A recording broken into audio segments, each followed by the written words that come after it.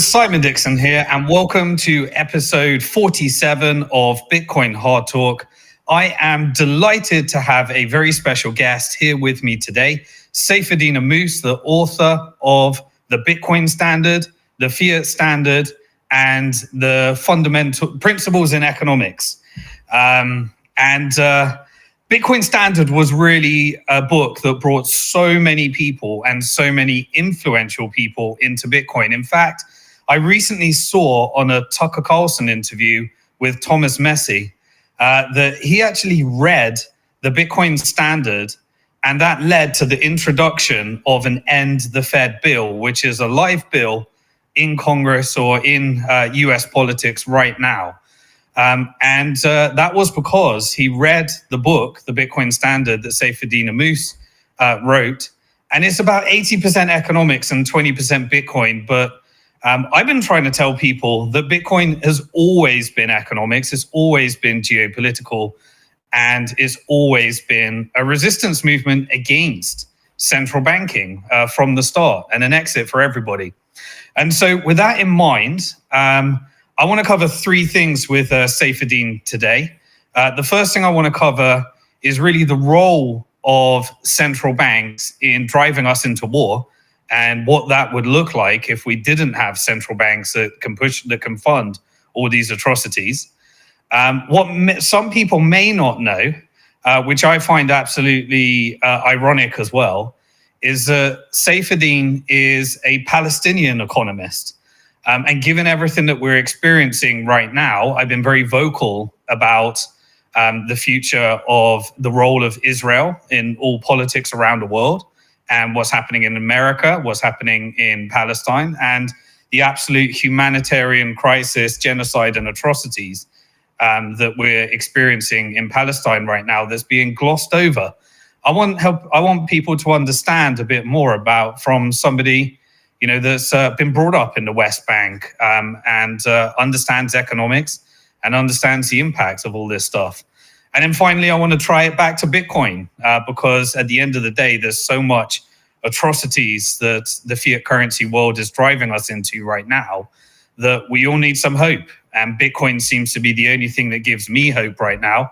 And it allows us to actually leave with hope of change and hope of a future. And so with all those topics in mind, we're going to start right at the beginning. So Saifedean, as an economist that really understands Austrian economics and not the brainwashing of what I was taught at university, and as somebody that really understands the role of money and central banking, is central banking just a war machine? And is that the reason why that we're going to be driven into so many wars over time? First of all, thank you so much for having me, Simon. It's a pleasure to be here. It's a pleasure to be talking to you again. I think the short answer to your question is yes. Central banks are a war machine. I think they are the reason that we are where we are, and why the world has had so much horrific slaughter happen over the last century. Since the beginning of World War I, I think that really was the turning point, because that was when the world economy went off the gold standard, effectively. And before that, governments were on the gold standard, and they were, or at least on the silver standard. And in both cases, that meant governments couldn't just print money in the case of a crisis, in the case of a war. And so they had a budget, and they had to continue to figure out how to finance themselves with the money that they had. And they had to get the money that they would use for fighting, which is a lot more complicated when you cannot print it. This is, of course, as Keynesians always remind us, this is the big flaw of gold in their mind, that when the government needs to spend enormous amounts of money destroying capital and doing stupid things, it can't do that with the gold standard because it cannot just print gold. And so if the money is something that the government can print, and it can print at a very low cost, then it becomes very possible for it to print a lot of money whenever there is a crisis. And then it becomes very likely that you're going to experience a lot of crises. It's just inevitable that this is going to be the case, because if crisis means we get to run the money printer, we're going to give you a crisis every week. And I think this helps a lot explain why fiat world is constantly lurching from one crisis to another, because each crisis, as long as you got people glued to their TV, glued to their social media, scared, worried, thinking that the world is going to end, you can run the printer as much as you can, and you can rob people without people knowing what's really going on. So it makes the process of expropriating people a lot easier than it is under taxation, because under taxation, you have to take the money from people's hands, which is complicated and expensive and can be very deadly and violent, because people don't like to have money taken from them. So if you start raising taxes on people in order to finance war, people would immediately realize, I care about being able to feed my kids more than I care about killing random foreigners thousands of miles away. So I'm just not going to contribute to this insane genocidal carnage by keeping my money for myself. We'd have a lot less war in that kind of world. But 1914, the world went off the gold standard, and we stayed on the fiat standard since then. The world's never been back on the gold standard properly. They tried to do some kind of return to the gold standard after World War I, but it was never a return to the gold standard as existed before 1914. Even though the one that existed before 1914 was by no means perfect, it was still a lot better than what came after 1914, because it restricted government creation of money a lot more effectively. Since then, we've just had more and more creation of money, more and more ability for governments to finance all kinds of crazy things. And I think this is just, I like to call it, it's just World War I continuing to play out. I don't think World War I ever ended. The world entered permanent war since then, because there became a huge bounty on getting into war, which is you get to run the money printer. Yeah, so you mentioned John Maynard Keynes, and from my days in economics, I was really taught a couple of things. You have classical economics and free markets, and then you have Keynesian economics, which believes that you need to stimulate government spending in times of bad times, and you need to pay down the debt in good times. Nice theory, but it turns out that John Maynard Keynes was invited to Bretton Woods after World War II to architect the financial system as we know it today. He managed to convince every country to come off the gold standard on the condition that it went on a dollar standard, and the dollar standard then said, well, we'll make sure that we maintain the convertibility of the dollar into gold. And then in 1971, I think it was at Bitcoin 2024, RFK said, which is interesting, RFK Jr. Said that Nixon took us off the gold standard because it needed more money for the Vietnamese War, which was his causality in terms of those sequence of events. But help us understand monetary system between World War I, World War II, and then bringing us through a little bit further forward, and the role of Keynesian economics. And then after that, we might be able to dive into the side class that I would like forcibly be able to have on the side of economics, which was Austrian economics. It was more like this fringe group that you had to force through in my economics class. Probably asked too many there, but walk us through a bit of that history and the role of Keynesian economics. Yeah, so I think most people know a lot about the role that Keynes had in this, but one very little known episode of the early impact of Keynes, back when very few people had heard of Keynes, when he was pretty young, is something that I discuss in the first couple of chapters of the Fiat Standard, which is a story that is enormously important, but nobody likes to talk about it. It was only uncovered in 2017, something that happened in 1915. And I think this is just absolutely fascinating and very, very informative. So Britain decided to go into World War I, and like everybody who went into World War I at that point, it was an enormously stupid decision. I think you could look back at the decision-making process. Austria was very stupid to declare war on Serbia. Russia was very stupid to declare war on Austria. Germany and France and Britain also had their very large share of stupidity by declaring these wars, because the wars that they were getting into were going to be enormously expensive, and they didn't have the ability to afford those wars. So in the case of Britain, they went into the war, and then they, the decision to go to war was very quick. So they went into war before they could raise the funds for it. So they floated a bond sale in order to finance the war. But only about a third of the 400 million pounds that they wanted to sell to finance the war effort, only about a third of it was sold to the public. The public was just not interested. And so about a third was supposed to be picked up by the banking system, by the central bank and the banks, which is effectively leveraging people's savings in order to finance the war. So it's already a high degree of Ponzi scammy finance in order to finance the war in the first place. But people only bought a third. And so then what the Bank of England and the Treasury did was they colluded to have the Bank of England buy the remaining two-thirds, or about more than a third, of the bonds that was up for sale. It bought it under the name of two people who work at the Bank of England, two high-ranking officers in the Bank of England. They bought it under their name, but they bought it with a line of credit from the Bank of England, and then it was listed on the balance sheet of the Bank of England as other securities when it should have been listed as government securities in order to hide this.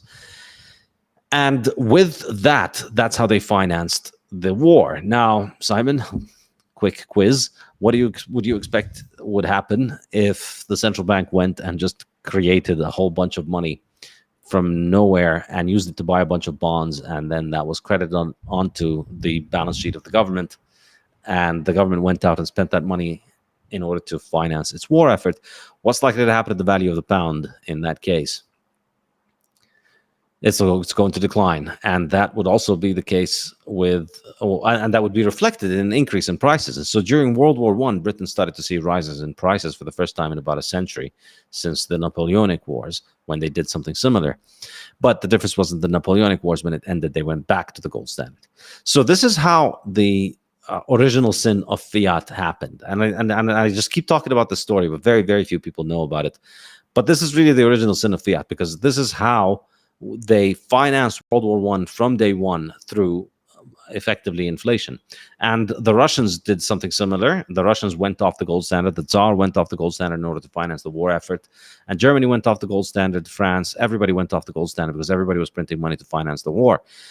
And this is how they managed to continue to keep fighting for 4 years, even though, looking back, I think the most startling thing about World War I is when you read it, you realize it was truly stupid war, because there was nothing really major to be gained or lost for most of these countries.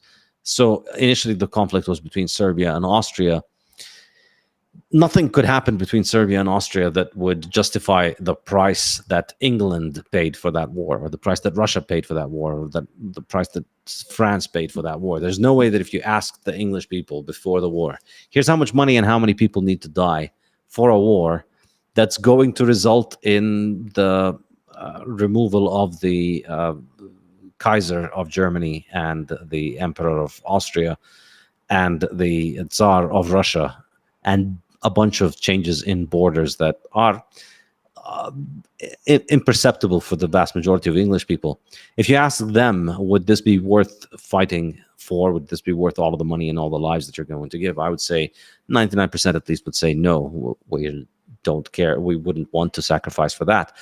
But with the central bank, the government can get the people to sacrifice whether they like it or not. Everybody has to use the banking system. Everybody has to use the money that the government offers.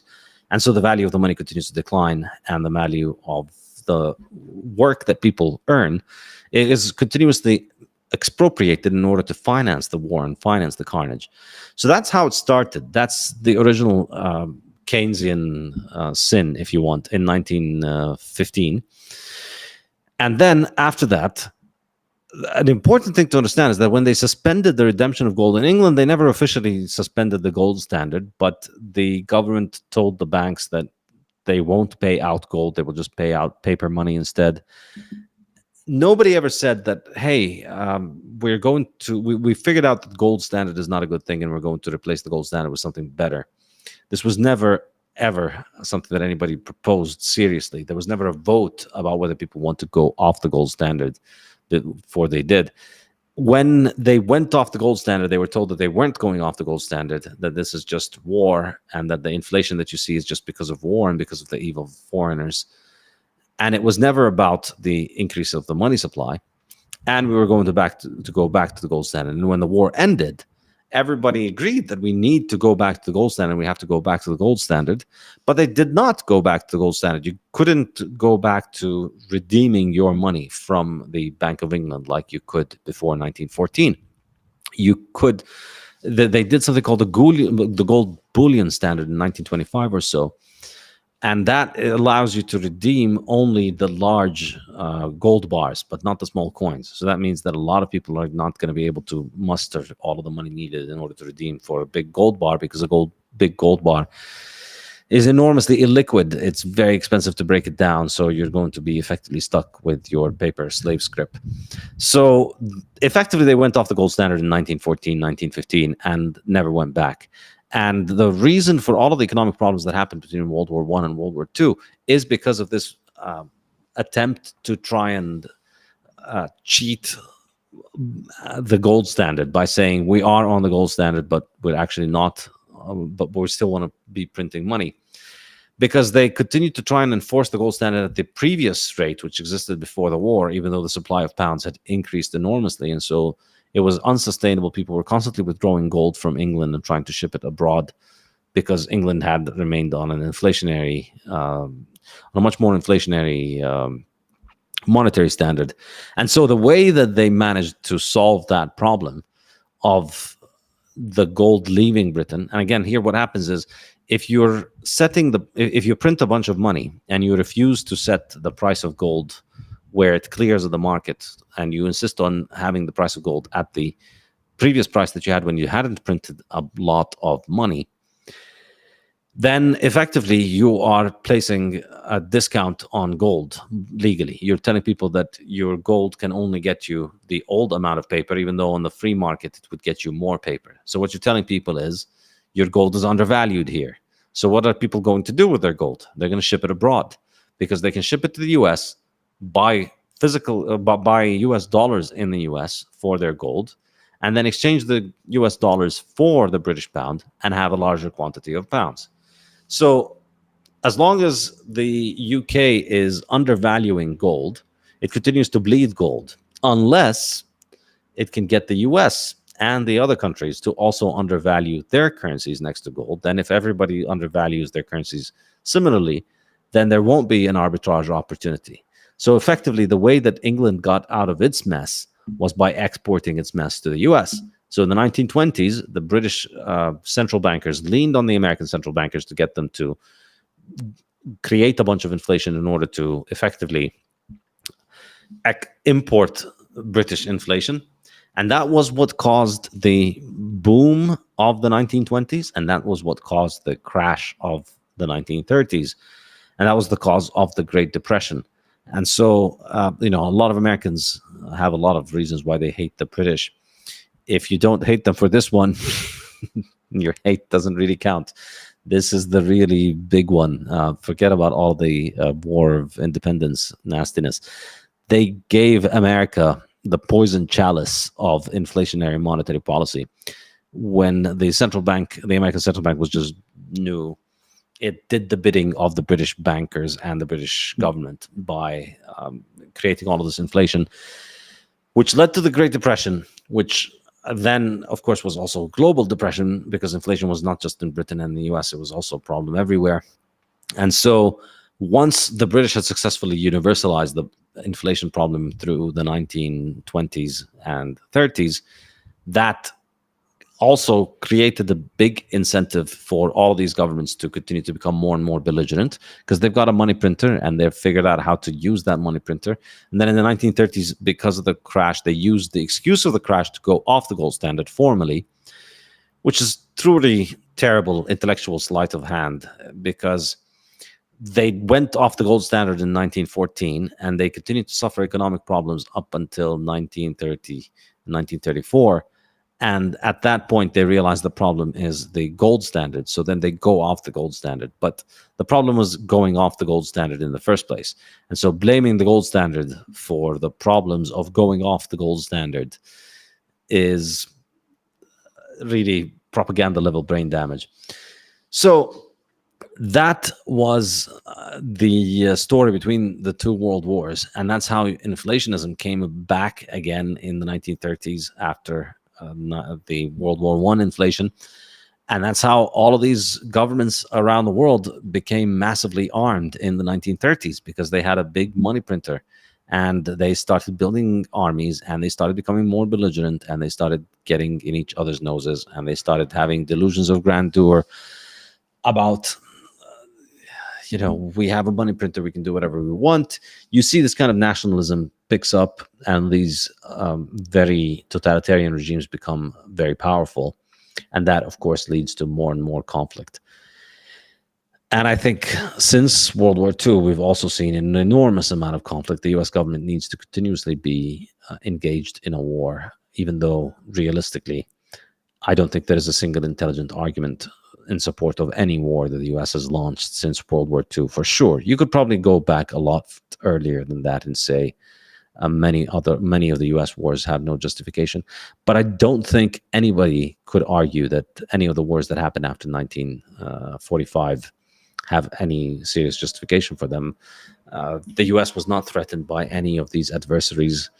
Nothing happening in Vietnam threatens the US. And the US intervening makes things worse, because the US intervening is an enormous opportunity to get close to the money printer. And so I think most of the world's conflict would be better if the US money printer wasn't there, available for people to lobby for, and for people to try and manipulate into using it as a way to fight their enemies. If people had to fight their enemies with their own resources again, it would be a lot more sustainable, and they'd be a lot less belligerent.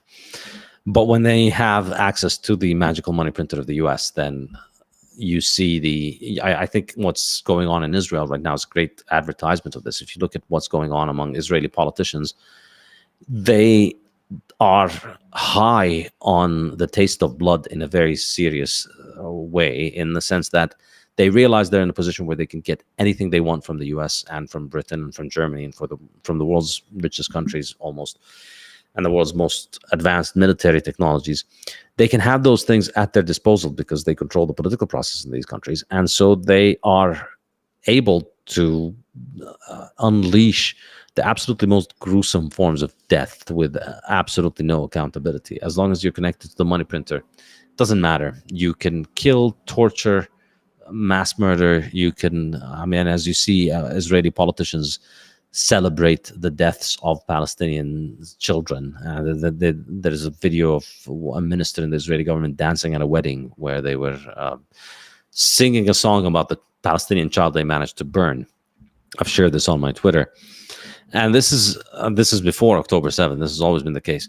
But this kind of insane belligerence is, I think, only possible in a world where one party has access to the magic money printer that allows it to just completely suspend the laws of economics and the laws of logic and the laws of war, and just engage in the absolutely most gruesome and bloodthirsty kind of behavior. Yeah. Thank you so much for covering a lot of ground there. And I want people to understand the parallels, and it's the perfect segue into the next topic. But, imagine you've got this interwar period between World War I and World War II. And you have to have all these shenanigans and trickery at the central bank in order to be able to find the financial weapons of mass destruction in order to, fund these wars and this destruction. There's obviously companies that benefit from that. There is a military industrial complex, whether it be the British shipmaking of the past, or whether it be gunpowder, or wherever it be today, artificial intelligence, and drones and all sorts of technologies that are funding this war. That's an industry in itself. But you have this, these shenanigans that lead us into a war.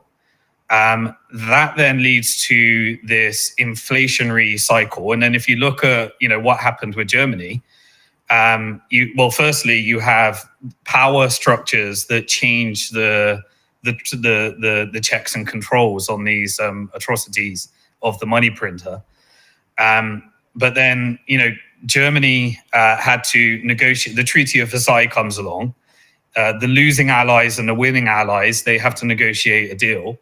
The losing allies, they take on all the debt of the winning allies. They have to settle in gold. They end up having to print loads of money to try and support these excessive debts.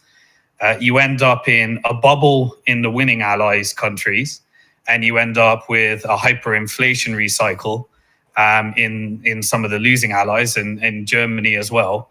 That kind of leads to these extreme politicians on the far left and far right. You have the rise of Hitler into power in 1933. And so think about where we are today. We're having tools that are being used in order to fund these wars. We have money that is being lobbied by political power groups in order to send it to all these different countries that need the weaponry. The money then comes back into America, which funds the military-industrial complex. It supports the stock prices of the war machine. Meanwhile, there are people dying because of all these different atrocities that are be able to be funded. That money also comes back into the political process. So you can buy Congress, the power structure of the world. We've got these lobby groups that are essentially using money that was printed from the Federal Reserve in order to control the political process. And then suddenly you find yourself in a situation where half of America hate one politician on the extreme left and hate another politician on the extreme right. But yet Netanyahu, the president of Israel, comes to Congress and people are clapping like seals 56 times, like Abraham Lincoln returned from the dead in order to free the slaves. And he's telling them, Americans, you must go to war with Iran. Iran, by the way, is responsible, according to Netanyahu, for Trump's assassination.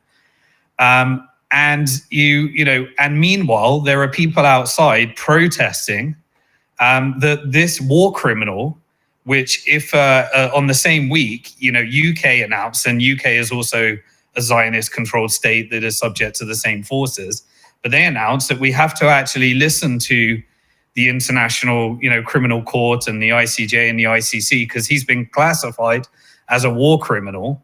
The acts that have happened because of American-funded money has actually been classified by the South African case as plausible genocide because of all the things that these leaders are saying. And yet he's welcomed with a red carpet more at the same time when who the hell's in charge of America? Biden was having a nap. And it's almost like Netanyahu came into Congress and the real leader of America was telling both the left and the right that's been funded with all this money that's printed by the Fed that they need to continue funding the genocide. They need to be more aggressive. And we're seeing in real time, this rolling out in front of us. America's completely losing its credibility. Britain's losing its credibility. On social media, everything's being covered. But what people don't know is that actually, or they probably know by now, that's a crazy thing, but Biden perpetuated a bunch of lies around what actually happened on October the 7th.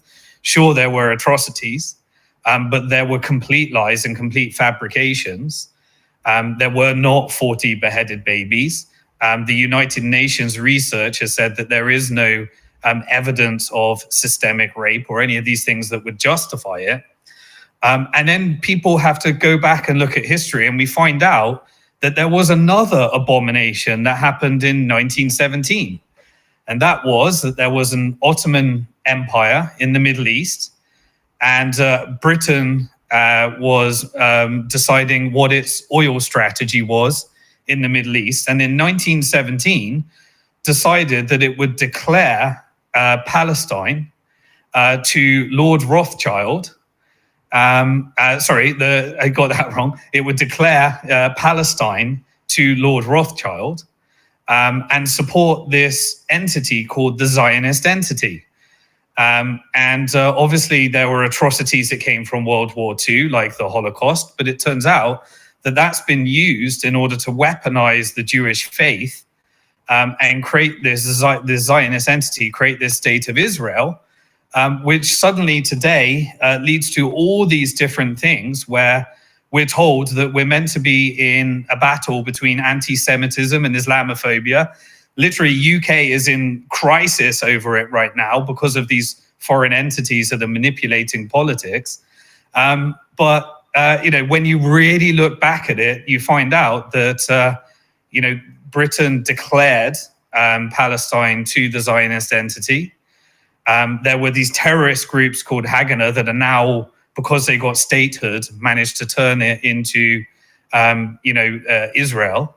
And we see this decades and decades of occupation, ethnic cleansing, genocide, fabricated with lie after lie through political power in order to make people think that the Jewish people, where their religion was hijacked by the Zionist entity, is in a war against terror, which was a series of false flag operations in order to take the faith of 2.2 billion people and connect it to extreme groups, which funded by many of the intelligence agencies and money that sits outside of congressional approval.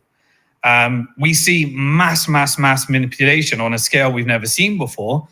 And we can clearly see that this is just leading to more NATO expansion, probably NATO expansion in the Middle East led by Israel, and NATO expansion in Japan and Philippines that probably is going to come after China. And we can just see that this is all a war machine, central banks, and psychological operations and intelligence agencies that are fooling us in making us think. So tell us what you would like to, from your perspective as somebody, I believe you were born in the West Bank, what do Americans need to understand? I think one tweet, and I'll end it there, that you put out there is that America is a puppet state of Israel. Like, from your perspective, what is it that Americans are not seeing here? And why are people justifying what is clearly and even ruled at the highest level a plausible genocide enacted by war criminals and more atrocity after atrocity? I'll stop there. Yeah, so I think I'll just begin with strictly addressing the exact question you asked, which is what Americans need to know. The only thing that I want from Americans is to have absolutely nothing to do with the entire thing. I think I don't demand that Americans know things about the conflict. I don't care if they do. I'd like them to just stop intervening at all. So if America was not intervening in this at all, then I think the situation would be a lot better for everybody involved. I think it would be a lot more peaceful if we didn't have this enormous money printer that is just completely weaponized by one side in order to mass murder the other. And Americans, you don't have to know anything about the details of this conflict in order to, if you have any kind of integrity, just say that, no, we as a government, as a country, as a state, as a nation should not be funding other governments. I think this is one of the founding principles of the United States. George Washington spoke about it, that the US should not have entangling alliances. The founders of the US came from Europe, and one of the things that they wanted to escape from Europe was the wars of all these kings and tribes that kept fighting over pieces of land for centuries. And in the US, it was a country built on the principles of personal freedom, personal property, and it wanted to break away from this world of old conflicts and bitter fights. So you don't have to know anything about the conflict in order to think that it's in no way useful for the US to be intervening. And I think the more you learn about the conflict, the more you realize this is 100% true. The US stands to gain absolutely nothing from its support to Israel. And I think I've been talking about this for years now, and I keep challenging people to give me one example of what the US gains from this. And there's never a coherent answer. The best answer you'll get is something along the lines of, well, the Israelis are keeping our enemies in check, or they're fighting our enemies in the Middle East. And this is completely idiotic, because the only reason those people are the Americans' enemy is because America fights Israel's enemies for it, because America is an Israeli puppet state. I really believe this is the case. I think there's very strong evidence to suggest it. And I think this is something that is indisputable at this point. You cannot argue that there is anything good that comes to the people of the United States from their government being out there serving Israel to continue its own genocidal project of land theft. Ultimately, what Israel is, you spoke about the Balfour Declaration, that really is, for me, the beginning of the conflict. And it is because people who appreciate capitalism, who appreciate private property, should be able to grasp this very easily. I think it's unfortunate that the conflict gets portrayed usually in leftist terms of what this is colonialism and white supremacism and all that. I think all of that stuff is irrelevant. This is theft. The conflict is about theft. It's a very simple thing. In 1917, Lord Balfour of the British government issued the declaration. He was the foreign minister at that point, and he said the British government views with favor the establishment of a national homeland for Jews in Palestine. At that point, the population of Palestine was approximately 3% Jewish. 97% was non-Jewish, mostly Muslims and Christians, or almost entirely Muslims and Christians. So if you try and think of any spot of the world today, any geographic unit of the world today, where you have a 3% minority and somebody says, let's make this into a national homeland for the 3%, how do you think that's going to play out over the coming years or decades? It's not going to work out nicely. It's going to be very brutal. People don't like to be made foreigners in their land. They're not going to like that. They don't like to be kicked out of their homes. They don't like to be expelled and murdered. And so they're going to fight back. And this is ultimately what has happened.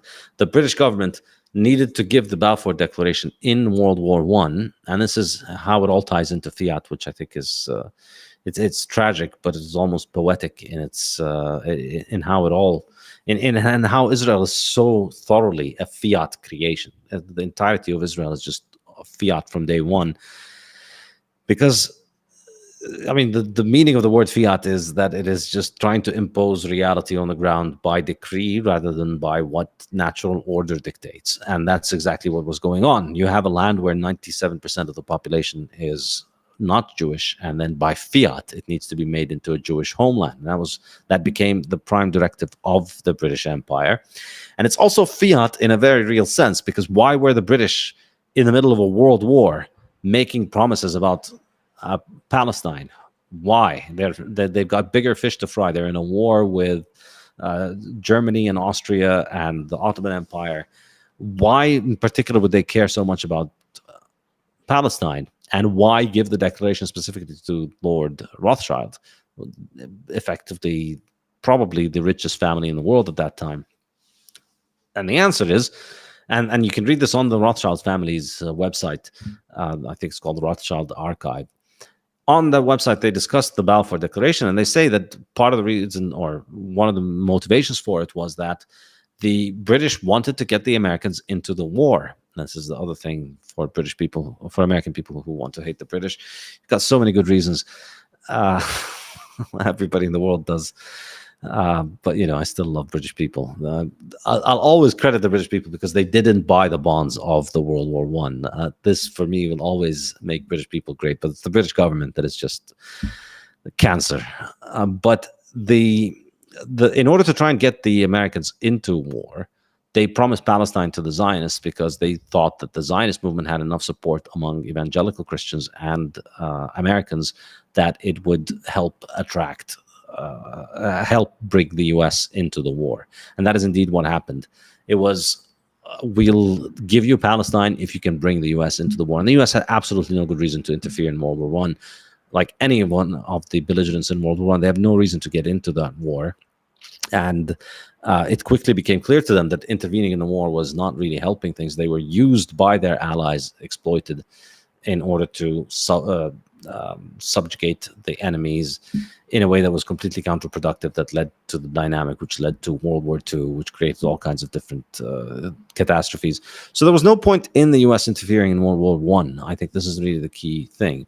But it was their intervention that made Britain want to give Palestine to the Rothschild family. The idea was that the Rothschild family and similar Zionist families were quite influential in the U.S.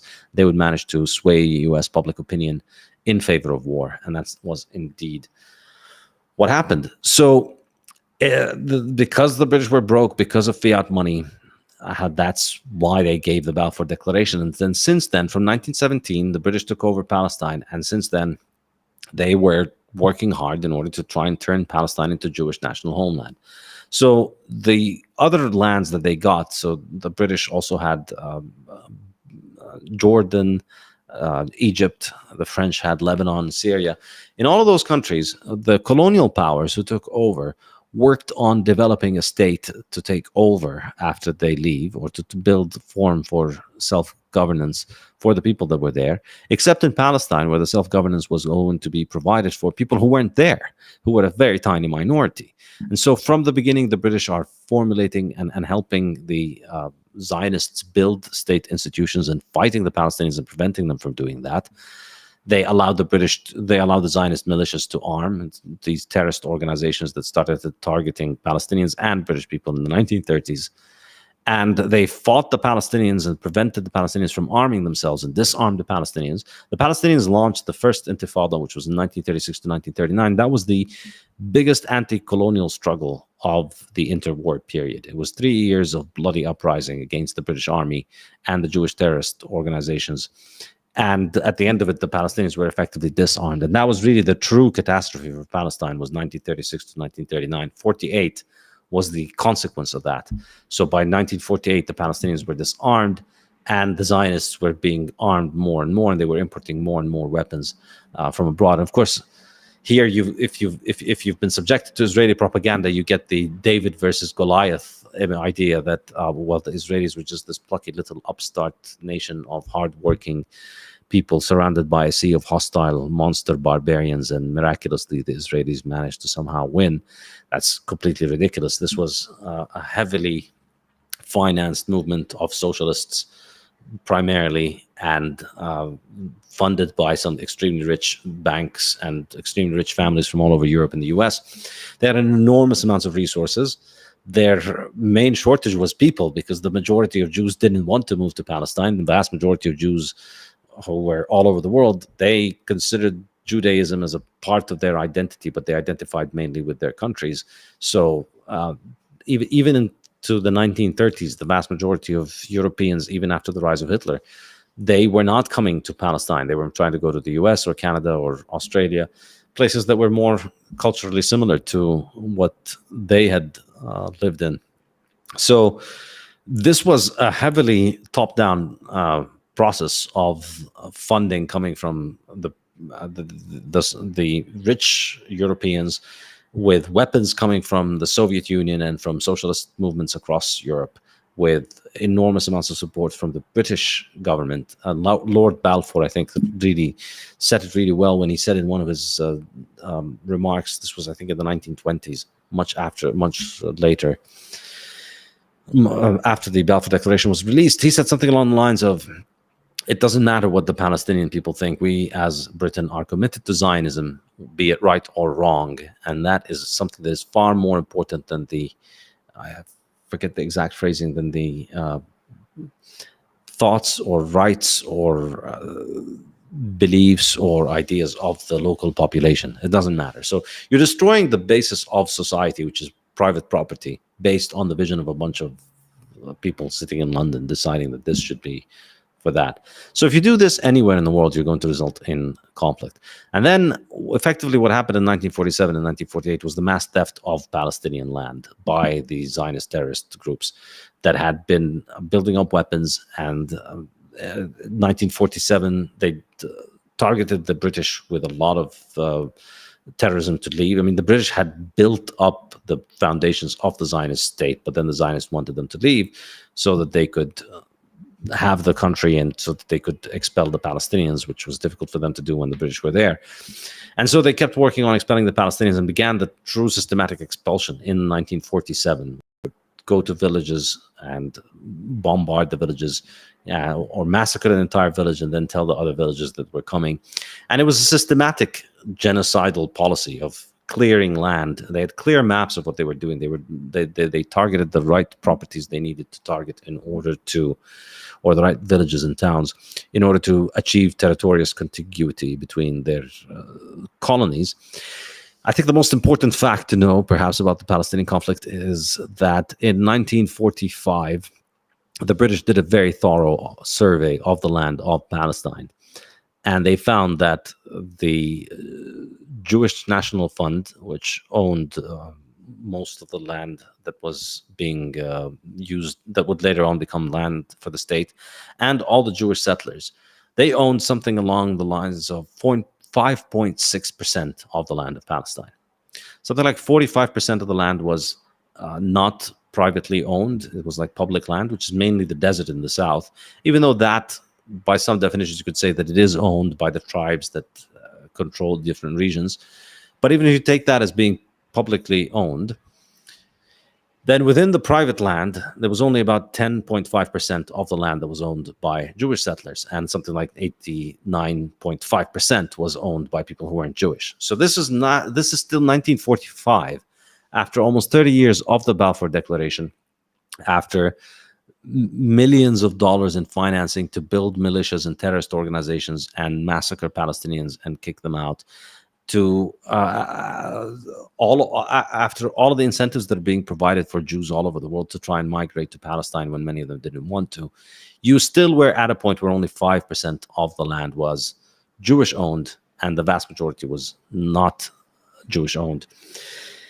So then how do you change that? You murder people, you kick them out, you steal their land. And that's what Israel did in 1947 to 48. Of course, here they'll tell you, well, the Arabs attacked. It's not true. They started with the ethnic cleansing long before the Arabs attacked. The Arabs only attacked in in May 1948. But the ethnic cleansing had started in 1947. So they'd already expelled more than 250,000 Palestinians before any Arab soldier had attacked. So there was a clear genocide that was going on, where they were expelling as many Palestinians as they could. And the Palestinians were practically unarmed. They had no militaries, whereas the Zionists had highly well-trained militaries that had some of the soldiers who had experience in World War II and had come from some of the top militaries in World War II. And so that was the war of 1948. Israel, of course, had an enormous advantage in terms of its weaponry in the 1947-48 war over the Palestinian people, but also over the Arab armies who were fighting in foreign terrain, who were novice armies for which this was the first war, and they were fighting in far away distances from them, and who very clearly had no illusions about destroying Israel, because it was not possible at that point. They tried and prevent Israel from taking as much land as it could, but there was no illusion about being able to destroy Israel. In fact, there were some negotiations between the countries, and it was clear that they were over borders and not a fight over existence. But that was 1948. Then, since then, effectively the same thing has been going on in slow motion and now in very fast motion since 1940, since last year, since October. And that thing is what the Zionist movement calls, is probably its motto. They call it more land, fewer Arabs. That's what they've been trying to achieve. So they're constantly taking more land from Palestinians and constantly trying to kill and expel as many Palestinians as possible. And this has really gone to extreme heights over the past few years. With the amount of support that Israel gets, it's got it to a point where it doesn't have to abide by any of the conventions of civilized society, any of the conventions of civilized countries. It's taking war back 2,000 years, 3,000 years in its barbarity. The world had already, by the beginning of the 20th century, had moved on to concepts of trying to keep wars between, and this has been going on for centuries, actually.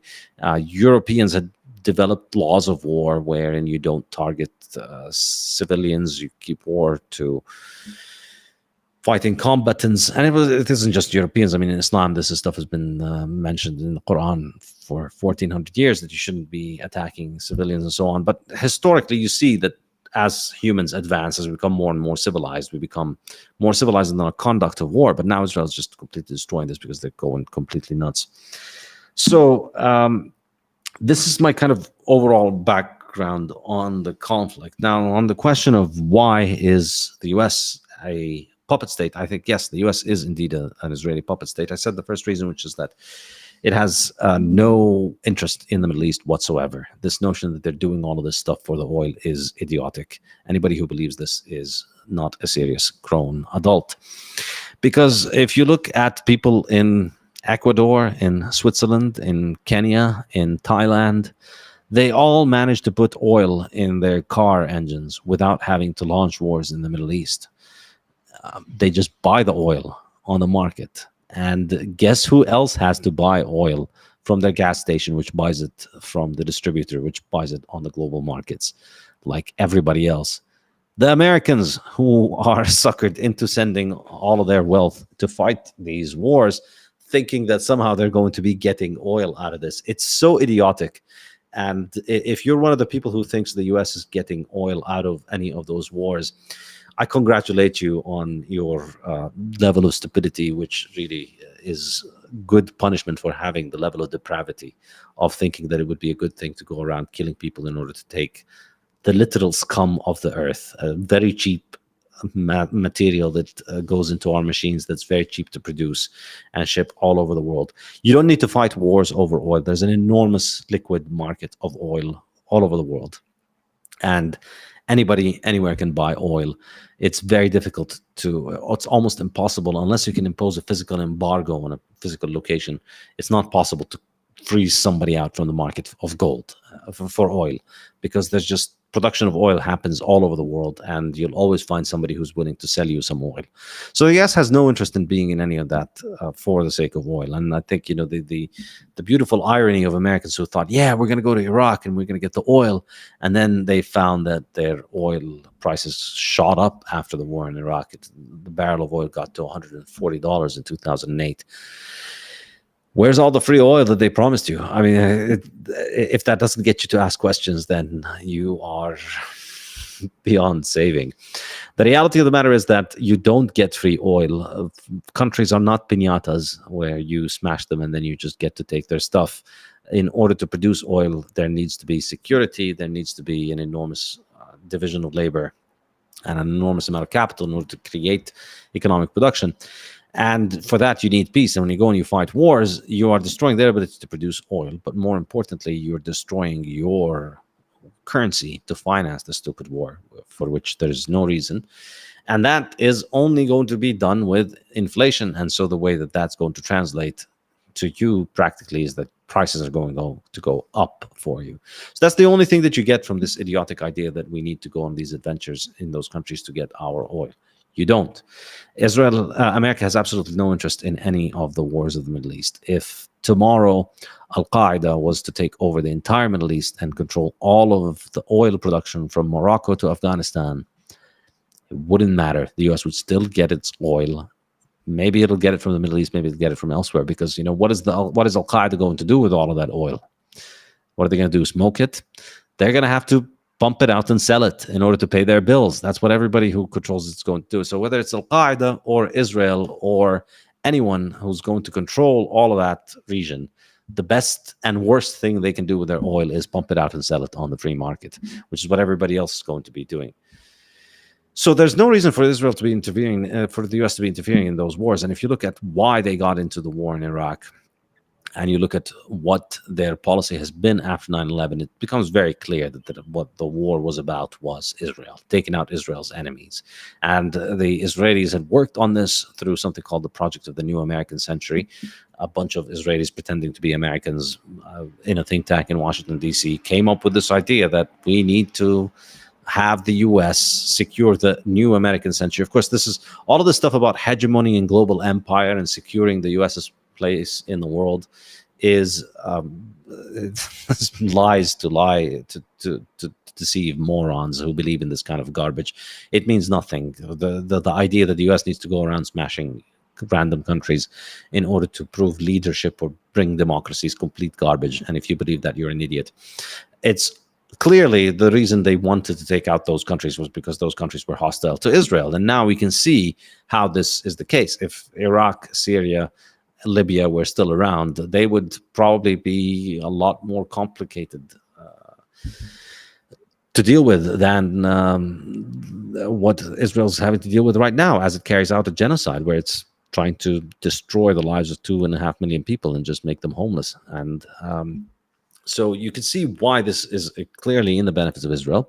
You can see why the Israelis were planning for something like this from the 1990s. And then you can see how they had so many people in power who were sympathetic to this agenda. And so they got the US into all of these wars for the sake of Israel. And I think this is something that's becoming clearer and clearer to a lot of Americans that realize now America gained nothing from these wars. America lost a lot of lives and a lot of wounded soldiers, a lot of wounded veterans, and a lot of money, and it got absolutely nothing from it. Israel benefited from that. Israel benefits from the US's profligacy with its aid to Israel.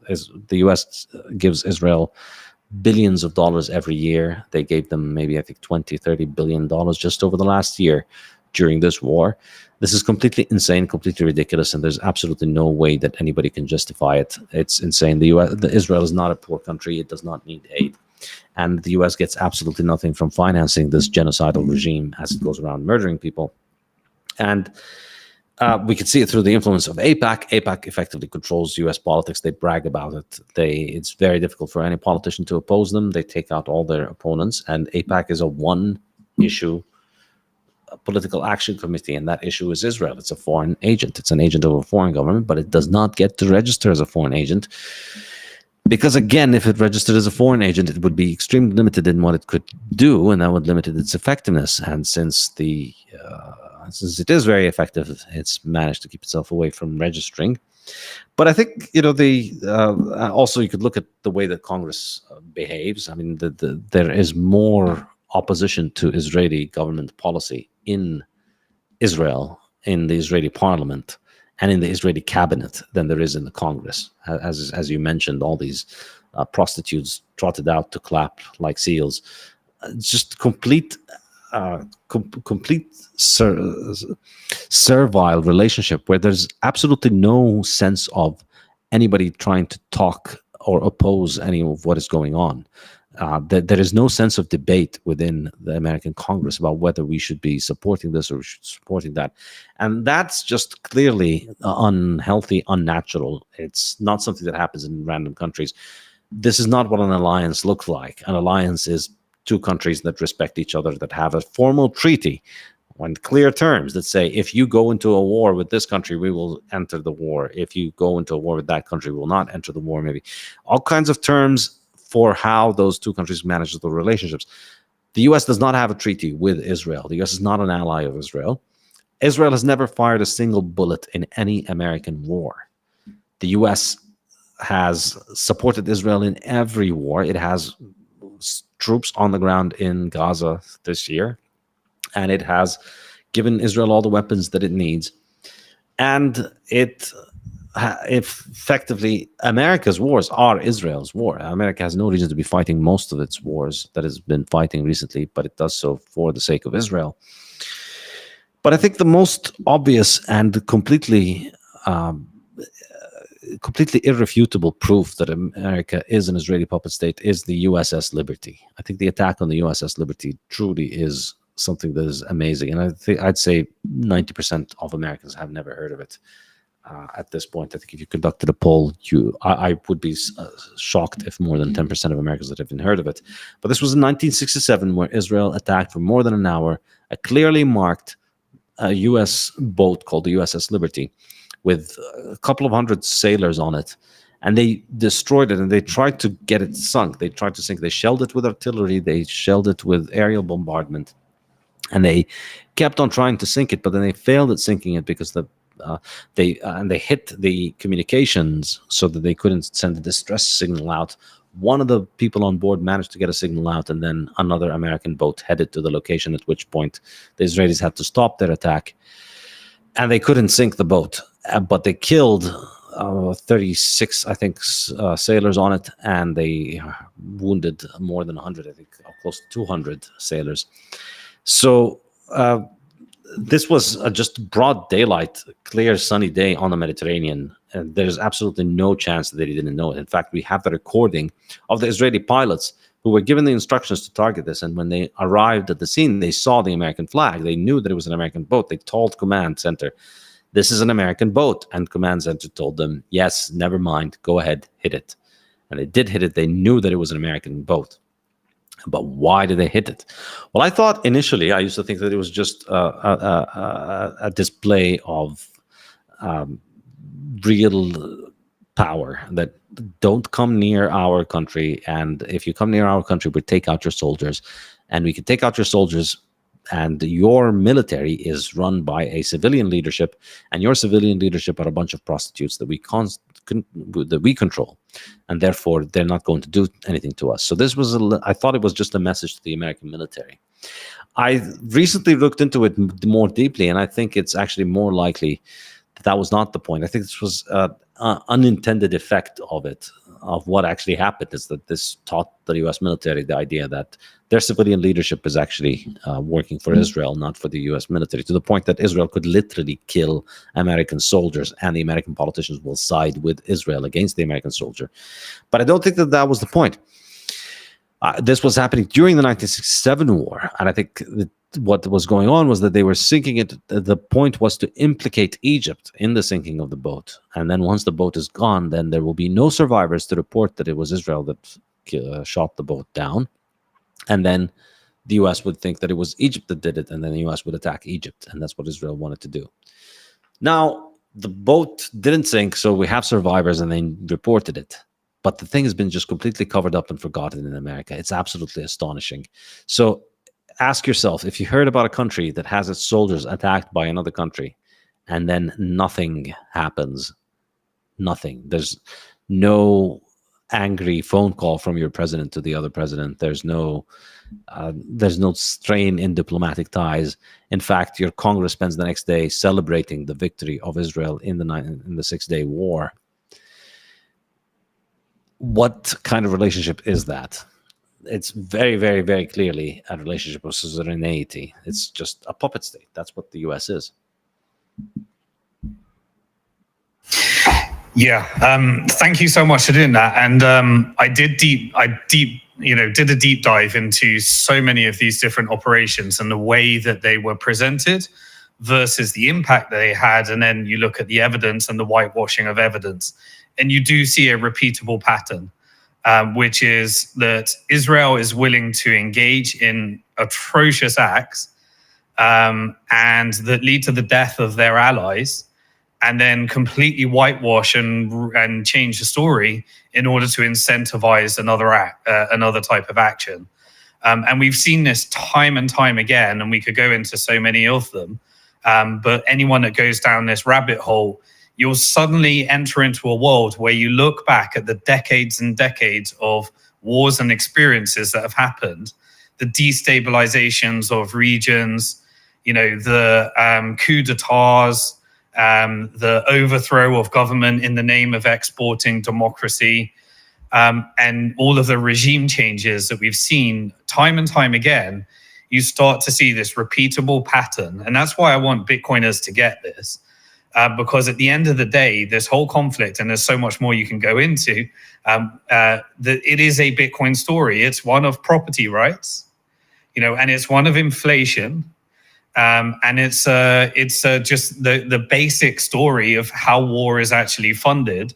And suddenly we get to understand that, we're told that Americans are meant to support this, but who's going to pay for it in the end?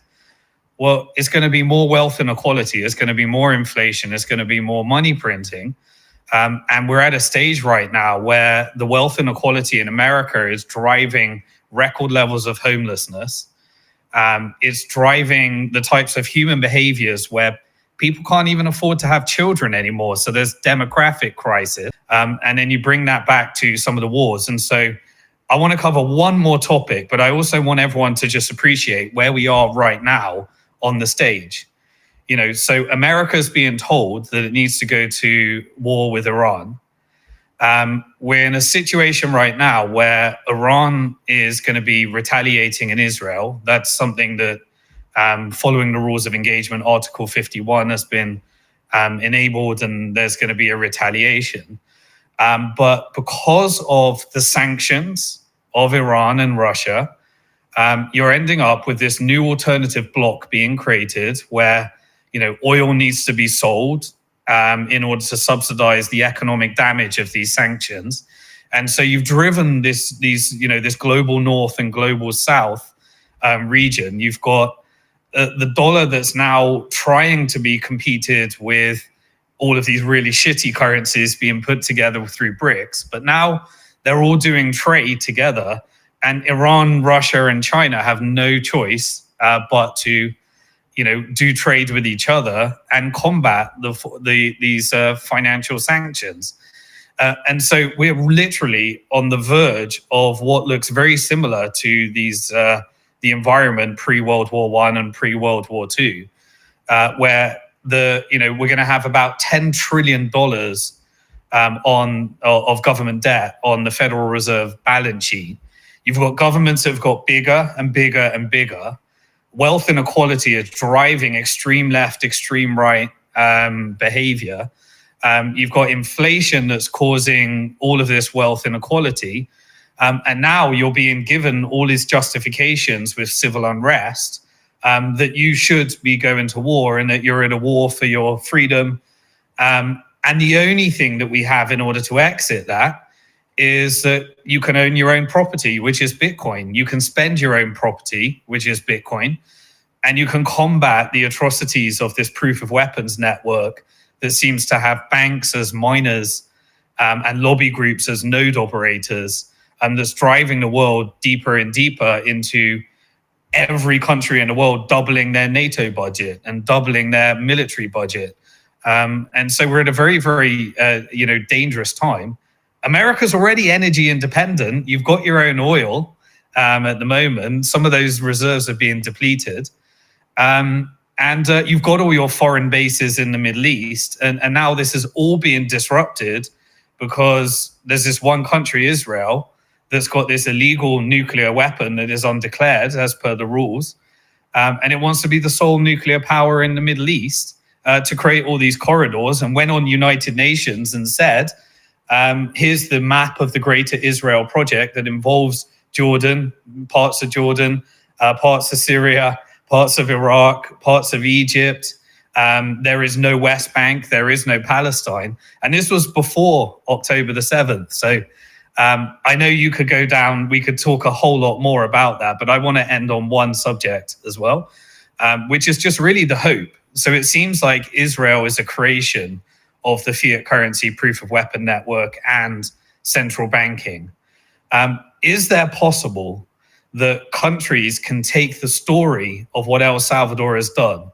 They can buy 1 Bitcoin a day. They can put it on the government's balance sheet. And can government start to rebuild a financial system on Bitcoin? We're already starting to see that apparently in America, in an environment of $35 trillion of debt, they might want to build a Bitcoin strategic reserve. It doesn't pay down the national debt. It's a stupid thing when you understand how fiat currency works. But can Palestine, can countries start using Bitcoin, and can we really create this exit velocity from fiat currency where every individual does a peaceful protest against fiat currency and war by owning Bitcoin? Every company starts putting Bitcoin on their balance sheet and starts having the benefit of a wealth effect, of sound money, of being able to reinvest rather than leveraging debt. And can countries do the same? Like, what is the hope that we have for the future? And what is the role of Bitcoin in that? And we'll have to end there, but we'll bring you back if you'll come again. With pleasure.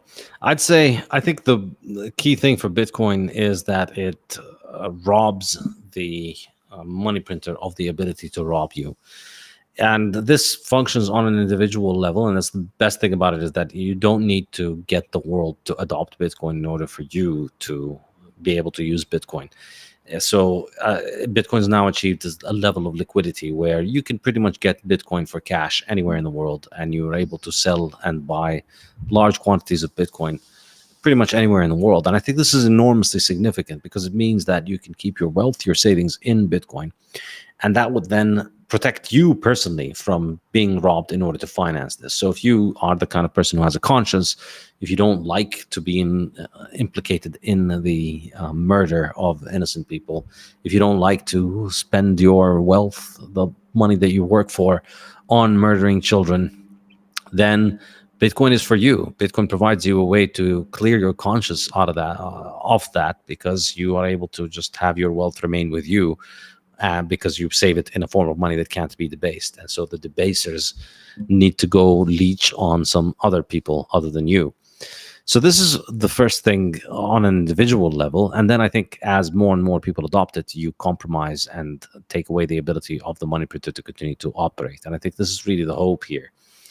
Now, it's true, we did have hard money before in the form of gold, but the problem with gold, as I discussed in the Fiat standard, is that it's very expensive to clear and verify gold across international borders, and that requires centralization over central banks, and that becomes very easy for governments to capture and to kill the market around it. We don't have that problem with Bitcoin. You can clear Bitcoin around the world for very small fees. You can verify it very cheaply, and so therefore you don't need to rely on government monopoly banks in order for your Bitcoin to work, and therefore you don't want you don't need the government to bless your choice, and you don't need to lobby them for it. You can just Bitcoin on your own, and people don't even need to know. You can secure your own Bitcoins without anybody even finding out about you having bought Bitcoin. So the more people do that, the more wealth is stored in Bitcoin, the less of that wealth can be used through debasement. Eventually, even the biggest currencies crash and come crumbling down over time.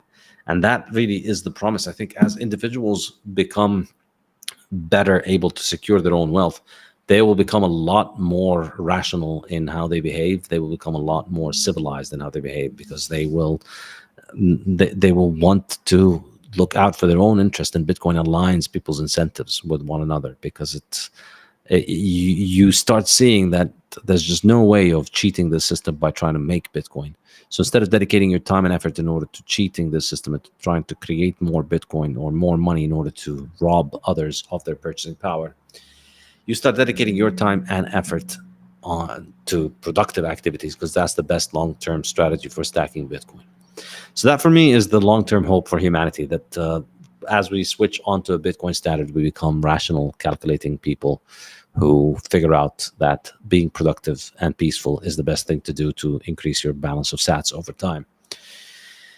And I think if we put the money printer out of business and we have people become so much more cooperative and long-term oriented, I think we will have a lot better planet. We'd have a world that's much better, would reverse all the damage that's been done to the planet over the last 100 years of fiat nonsense. I couldn't agree more. And there are so many different topics that I'd love to go down, but we're already over, so we're going to have to end it there. And, I want to leave everyone with that call to action. Put the money printer out of business. Quite frankly, I don't think it's an exaggeration now. We can now see the direct ties between right in front of us murdering children and things that society has already decided shouldn't be part of anything today. Apartheid, justification of sexual violence and rape, all sorts of stuff that we're seeing right now, right in front of us. And we can see it's coming from the money printer of the Federal Reserve that's causing inflation, that's driving people deeper into debt. And we're having cost of living crisis and all the negative externalities that come from, quite frankly, people being broke and much of the fiat wealth being concentrated in those that are able to control the lobby group in order to engineer the system so that more of this larger and larger and larger government is used to benefit a few. And Bitcoin is the reverse of that. It's the antithesis of that. It gives you property rights. It gives you self-sovereignty. It gives you the ability to spend your money peer-to-peer. And it gives you, most importantly, the way to actually function in today's society and make better decisions. And I want you all to read, if you haven't read it already. I'm sure much of my audience have, but you should read and start with the Bitcoin standard. If you enjoy the Bitcoin standard, you should then read the Fiat standard. And then everyone needs to understand economics and principles of economics. So go through that rabbit hole. Saifedean Ammous, you can go to his website. I think it's saifedean.com. He's got lots of courses and things and everything you can do to engage in this topic, because quite frankly, understanding this subject is now the difference between World War III, life, death, and you protecting your property because the governments and the fiat currency is not taking the world in a direction that I like. So exit, join here, join the Bitcoin community. Did you want to say some final thoughts, and then we'll wrap up, Saifedean? For having me, yeah, and I think I'll just reiterate your call. Let's put central banks out of business, and we have the app for that. Contact your local Bitcoin dealer, stack as much Bitcoin as you can. Really, ultimately, the real battle is where are the world's cash balances stored? And the more of the world's cash balances are stored in fiat institutions, the more that the fiat war machine can continue to rob us to finance itself. And the more of our money is stored in Bitcoin, in advanced civilized technology, the less they can steal from us. So stack as much Bitcoin as you can. Awesome. We're going to end it there. That's all we got time for. We went over because I just thought it was such an important topic. We covered a lot of ground. That's Bitcoin Hard Talk, episode 47. And there's so much more. Let us know in the comments section below. And we'll try and get Saifedean back for another topic because it's just such an important area for all of us. So thank you very much for all of your work, Saifedean Ammous, quite frankly.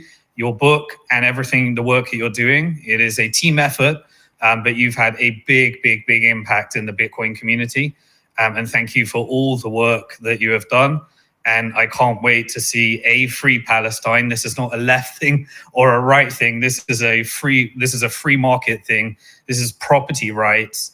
And this is just protection of humanity and the things that are most sacred to us. And that is our children, quite frankly. Thank you.